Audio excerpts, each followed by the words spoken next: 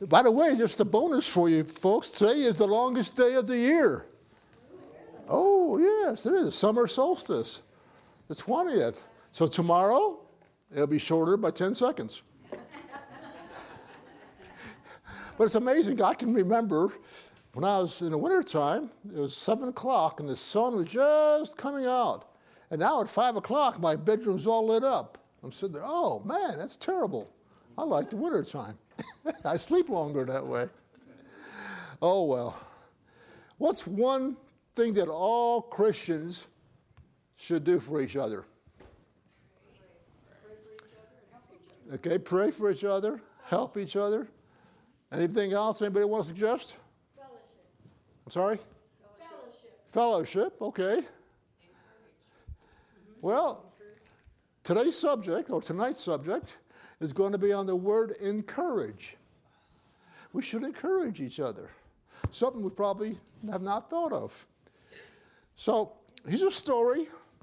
This is a made-up story. I don't think it's true. I hope not. But it's a made-up story. There was a preacher that was retiring or leaving his church. And at this farewell dinner, he tried to encourage one of the members that looked very sad.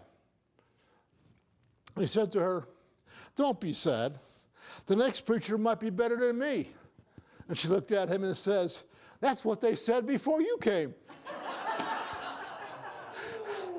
Oh. Not very encouraging, was it? Huh? You know, we all need encouragement. Life is hard. It's tough. We all have problems. We all go through one difficulty after another. And sometimes it just seems like we're overwhelmed with difficulties. So encouragement is something that lifts us up, something we all need. Now, here's a true story, okay? 65 years ago, on June 18th, 1956, a freak accident happened on the lake in New York City, in New York. A speeding motorboat bounced on a wave and shot into the water. There were 2 passengers on that boat, a man and a little girl. To keep her from drowning, the man held the little girl's head above water while the boat circled back to pick him up. They rescued the girl, but the man drowned. That's how Dawson Trotman died. He was the founder of the Navigators, an international discipleship ministry. In his obituary, someone wrote that he died just the way he lived, always lifting somebody up. What a legacy to have, to be known as someone who always lifted somebody up. Someone who was always encouraging other people. You know, for some of us, it takes years to learn what a few words of encouragement can do. One word of encouragement can inspire somebody and help them physically. In fact, there was a study done not too many years ago using children. You know how scientists and doctors, they all put all kinds of little sensors on you and all kinds of equipment. What they did is they took these kids and put them in a room, and they spoke to one group words of encouragement, and to another group they didn't encourage them at all. And the psychologists found out that when the children were encouraged, their physical energy would increase. And when they were not encouraged, the physical energy either stayed the same or decreased. So encouragement does help. Do you remember a time when you were growing up? Oh, I know I'm dating you guys. But when you were growing up and you were younger, when you were still in your parents' household, and your parents either encouraged you or disciplined you, how did you feel? When they said, "Good job," did you feel great? You want to go do some more? And when they said, "That was terrible," well, you just want to crawl in a hole and then not do any more. And that's fact of life. That's how people are. We're brought up that way. So on this study used children, adults, I'm sure, feel the same way. We're all adults. We need encouragement. We need to receive encouragement. And this evening we're going to look at one of the Bible's greatest encouragers. If you have your Bibles, turn to Acts 4. The book of Acts, chapter 4. We're going to look at verse 36. This is just an introduction to who we're going to be looking at for a few minutes here.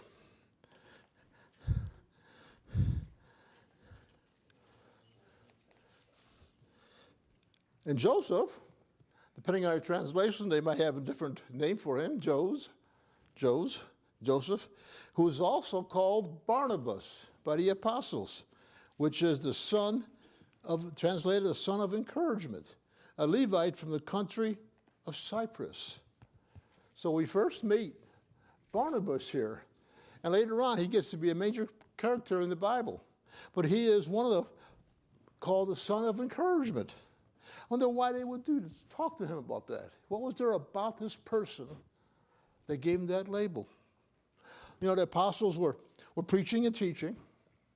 This is the early church. The church had just started growing. In the book of Acts, Acts is the history of the church from the time it was founded for a few years. And this church really started getting going. And this was in Antioch.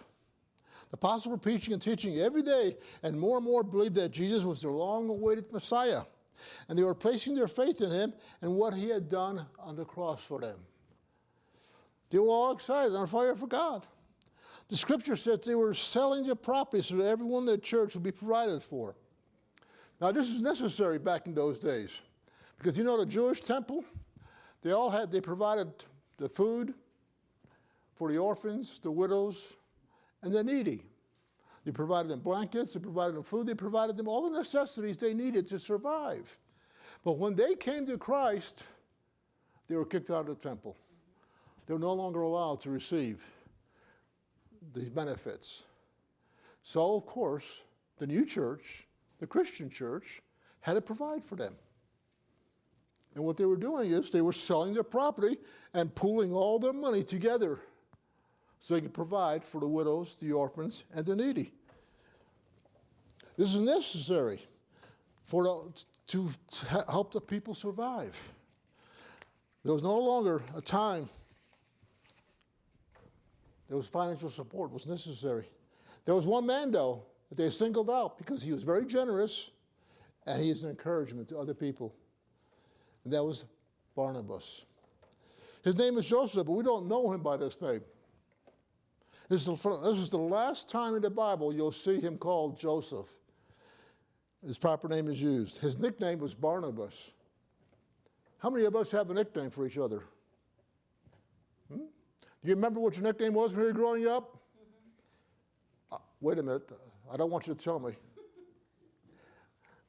Some nicknames were okay, some were good, and some people probably would prefer nobody else knew about it because it wasn't, I won't say it was negative, but it wasn't quite something they wanted everybody to hear. So, you know, we all have a nickname when we're younger. You know, sometimes they called me Fast Eddie. You know, I talk fast. That's why you get out early sometimes when I'm up here. I talk too fast. So they call me Fast Eddie. And my mother says I was really, now how do I put this in a church? I was getting in more trouble. Not bad stuff. I was just a delinquent, you might say. A young kid that got into trouble all the time. You know, I spent more time in the principal's office than the principal did. I sat there waiting to have an appointment with the principal because of something I did. Oh, by the way, I went to a Catholic school. I went to a Catholic grammar school and Catholic high school. So the nuns, we had nuns, the penguins we called them, because they had their habits on and all that stuff, and they looked like penguins, so we called them that. But you know, if I did something wrong, well, the nun would either take the ruler and hit my hand, and she got tired of that because it didn't do any good. They sent me to the principal's office. And of course, I spent a lot of time down there. Well, that's an exaggeration. It wasn't that much, just a few times. But, you know, so that was the nicknames. Well, back in the time of Jesus, names and nicknames were very important because they had a meaning to them. They had a meaning that they wanted people to live out. So Barnabas was given a nickname. Well, Joseph was given the nickname Barnabas, which called him son of encouragement or encourager, because he was doing those kind of things. And the character of Barnabas is well known that they actually changed his name. And you won't see Joseph anymore, who you're referring to him. You'll see him called Barnabas throughout the Bible. His nickname became who he was, the encourager. So as we look in the New Testament, you're going to find him in different places. So in Acts 11, 22 to 24, I'll read those few verses here very quickly. This is when the church was just beginning in Antioch. The news of these things, the things that were going on in Antioch, was sent to Jerusalem.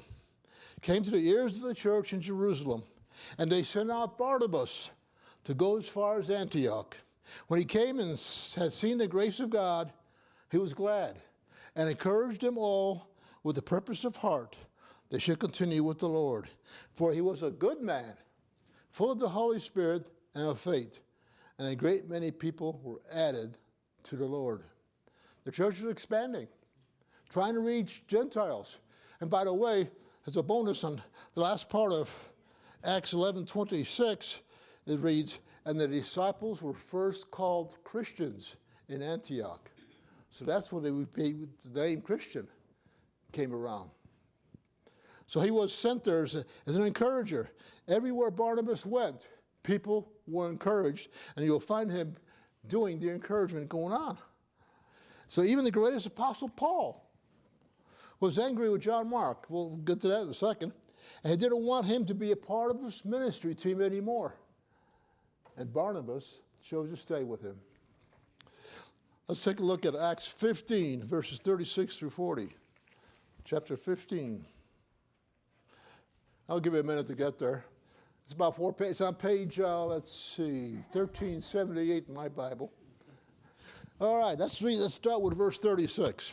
Then after some days, Paul said to Barnabas, let us now go back and visit our brethren in every city where we have preached the word of the Lord and see how they are doing. Now Barnabas was determined to take with him John called Mark. But Paul insisted they should not take with them the one who had departed from them in Pamphylia, had not gone with them to the work. Then the contention became so sharp that they parted from one another.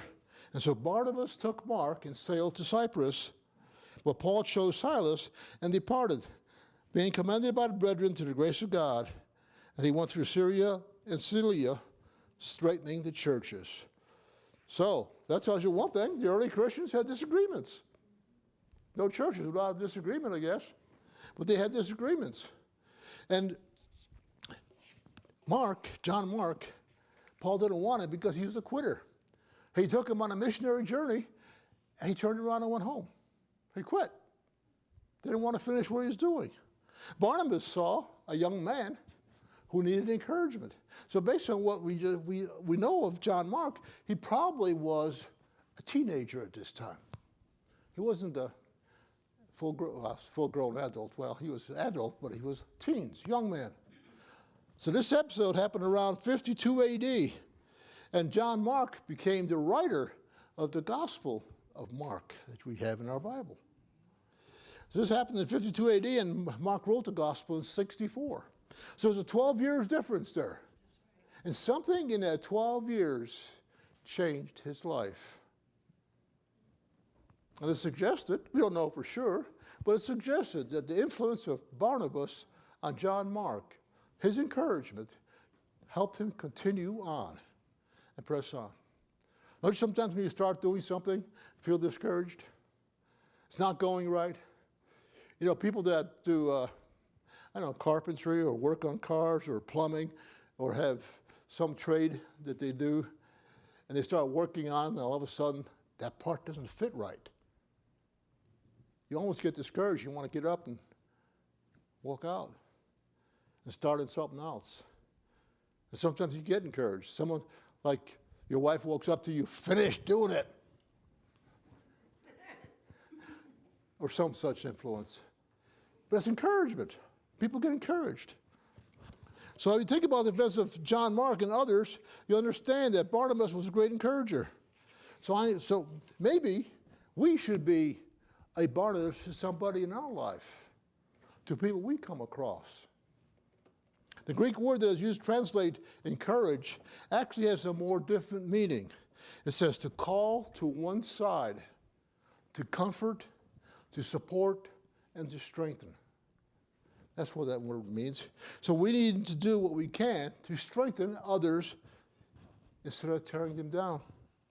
So let's discuss for a few minutes how we can become an encourager. Well, I think the first thing we need to do, if you want to be an encourager, is it has to be spoken. You know, I can think good things about each and every one of you in this room, about all the wonderful things you do for the church. I can tell you thank you. I can say, well, wait a minute, I can think thank you. But if I don't tell you, it's not a word of encouragement, is it? It's just something I'm thinking. So the first thing you have to do is you have to speak it. It doesn't do anybody any good to think good thoughts. We just speak these words to other people. In fact, in Acts 13:15, we read, after the reading from the law and the prophets, the leaders of the synagogue sent word to them saying, brothers, if you have a word of exhortation for the people, please speak.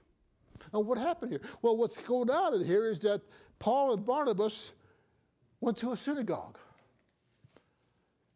The early Christians went to a synagogue, to the temples, the Jewish churches, to preach the word of Jesus to them. But they read the scriptures. What were the scriptures? Well, usually they were the Old Testament. And they usually read, a lot of times they read from the first 5 books that Moses read. And they read this, and then the custom was that they'd stand up and talk about what they read. Someone would give their sermon, if you want to call it that, their ideas, they discuss it. So here they went and they saw Barnabas. Hey, would you give us a word of encouragement? They knew who he was. They knew he was an encourager. He knew what they would say. It's amazing that they looked for him. They too were looking for words of encouragement. People in church need words of encouragement. So words that build us up, words that will help us in times of despair and trouble, words that will stay the course when time gets tough, and words that will affirm that what we are doing is the right thing. We need to hear words of encouragement. Let's turn to James 3 for a second. And here is a warning here about how we use our mouth, tongue. You know, it's easier to put someone down than it is to build them up. Do you think that's true? I think so. I see it. It's easier to say those kind of things. So let's see what James says in chapter 3. I'm going to read from verses 2 to 6. For we all stumble in many things. If anyone does not stumble in word, he is a perfect man, able also to bridle the whole body.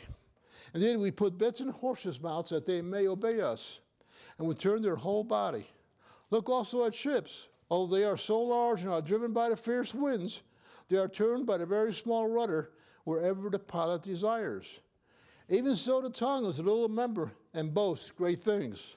See how great a forest the little fire kindles, and the tongue is a fire, a world of iniquity. The tongue is so set among our members that it defiles the whole body and sets on fire the course of nature and is set on fire by hell. What this tells us is that when we talk to somebody, we need to choose our words very carefully. You know, sometimes when you talk, well, let me give you an example here, some very innocent thing. Two people meet each other and they talk and they haven't seen each other for a long while, and they're walking down the road and they see a house. And that house was painted an unusual color. And one person says to the other, you know, that's really ugly. I think that's the worst color I've ever seen. About 2 minutes later, the gentleman they were walking in goes to that house. That's my home, by the way. Ooh. You got to be careful when you talk. And that wasn't even a put down. That was just a conversation, an innocent conversation that inadvertently turned bad. And things do happen like that. Words of encouragement. We need to think and speak slowly. I don't speak very slowly. Sometimes I don't even think. I hope not, anyway. You heard that saying?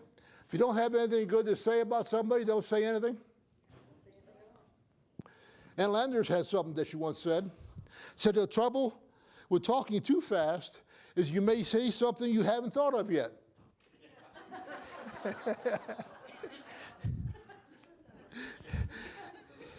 Here's a sample of what is found in the Bible concerning speaking. In Ephesians 4:29, it says, "Do not let any unwholesome talk come out of your mouths, but only what is helpful for building others up, according to their needs, that it may benefit those who listen." Then there are those of us who suffer from what we call foot and mouth disease. You know, you ever talk to somebody and say, "Oh, I shouldn't have said that"?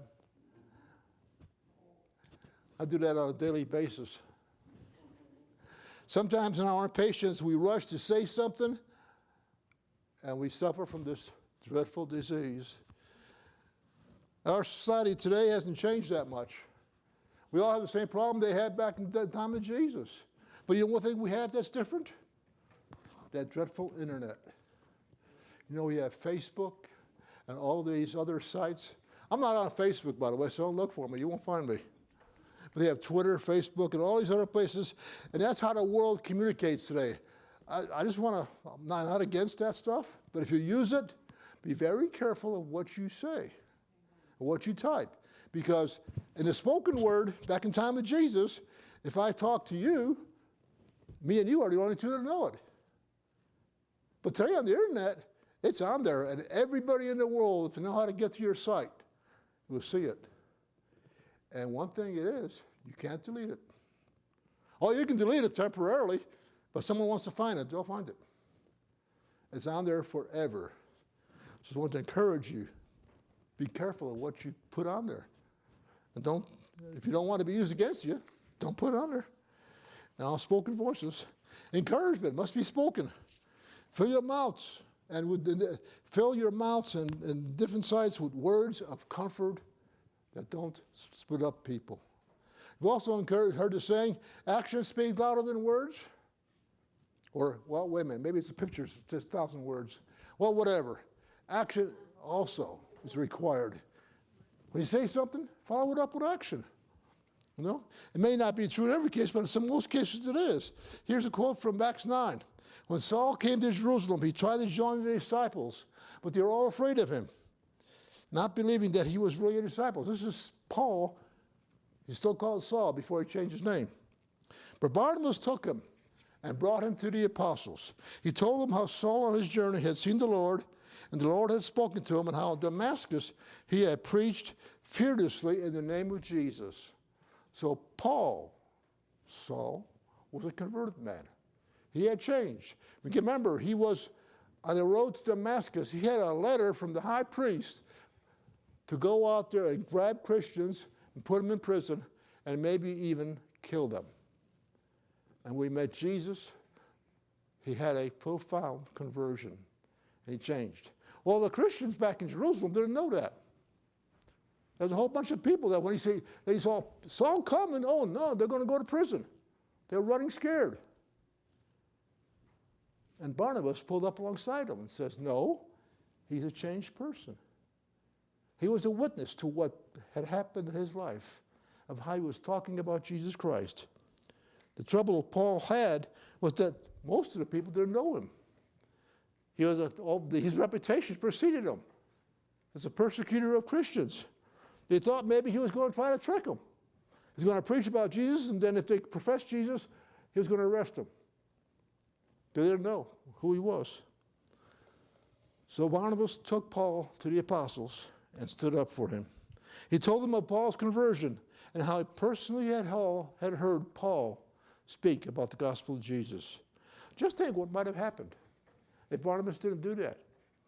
You know, if I was Paul and I saw these people running away from me and not believing what I said, I would have probably said, I'm out of here. I'm gone.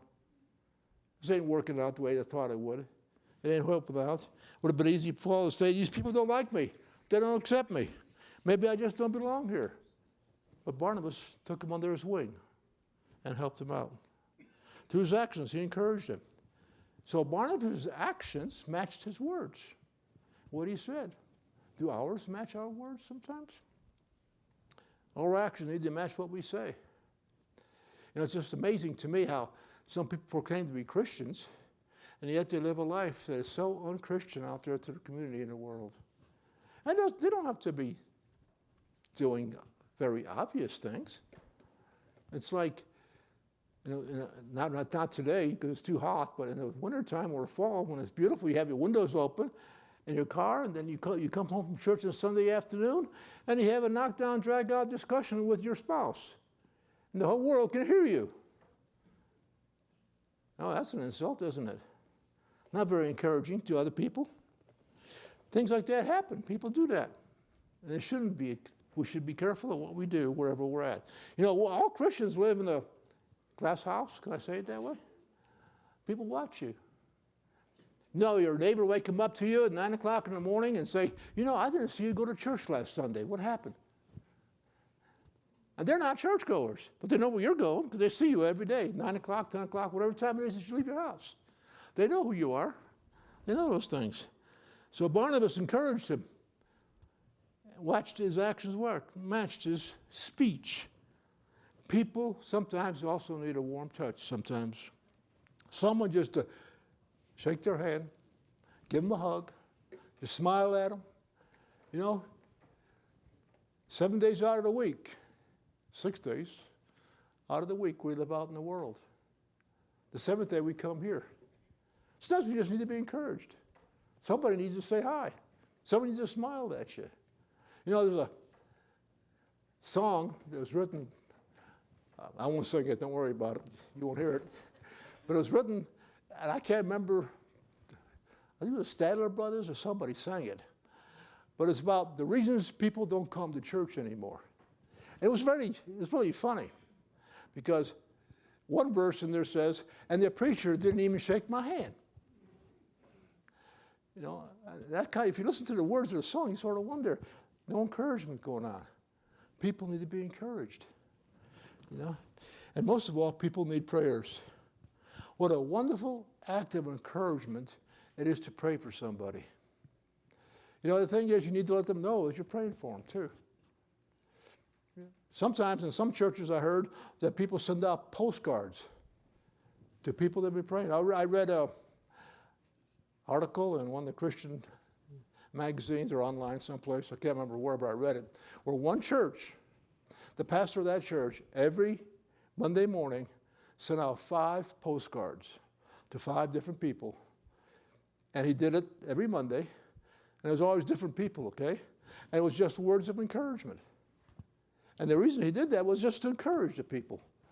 And what was he writing in there? We don't really know, but he's probably telling them, I prayed for you today, or I didn't see you today. Words of encouragement. We could do that for each other.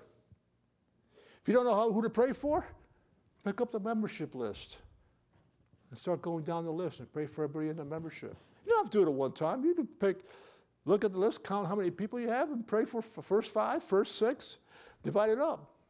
And pray for the people. You don't have to know their concerns. God knows. And pray for them. And if you have a chance, send them a text. I prayed for you today. May God bless you. Something. So people will know that we care for each other and what we do. That we're encouraging. Let them know. So we need to become encouragers to other people. I'm not saying we're not. Don't misunderstand me, okay? You may be doing everything I've talked about today. And if you're not, well, you can start on a small scale. Do those kind of things. We need to lift each other up.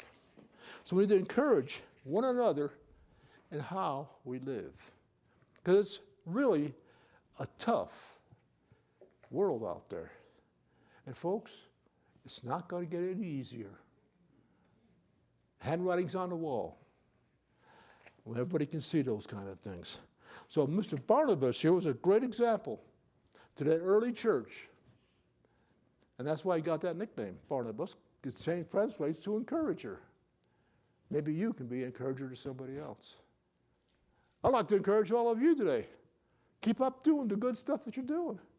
Deborah, Kim, Donna, Pat, Linda, Oh, yeah, Jim and Dixie and all you guys, David, Deborah, you got Victoria, Veronica and Chris. I gotta see if I can remember all your names. That's a word of encouragement to me. And Marty back there, yeah. You know, it's an encouragement just to be here, that you guys are here. You know, Wednesday night we have a meeting, a prayer meeting, and a Bible study time. I'm sure it encourages the pastor to see people there. It does. It's a word of encouragement. Some people say, well, why are you going to church every time the church doors are open? Because I want to encourage my fellow believers. They're not alone. We're all in this together. I know we have other things to do, so I'm not saying that you have to be here every time, but I'm just saying that if you had nothing else to do, Wednesday night, we have 6 o'clock. Be there. Have a good time of Bible study. The pastor does a great job. We have a great pastor, by the way, guys. Know that or not? You do. And by the way, he should be landing in Phoenix, I hope, by now. I don't know what time he took off. Well, I got a text from him this morning that said last night. He's going to leave his home at 10 o'clock in the morning. Our time, 8 o'clock. But I don't know how far the airport was from where he was at. So he's flying in sometime today. So we just need to remember him in prayer and encourage him in the stuff he does. He's a very busy guy. We got VBS coming up. Encourage the people that are going to be working the VBS. And pray for them and for the kids, especially for the children. Because they need to receive that message that's going on out there. They need to receive the work. Any questions?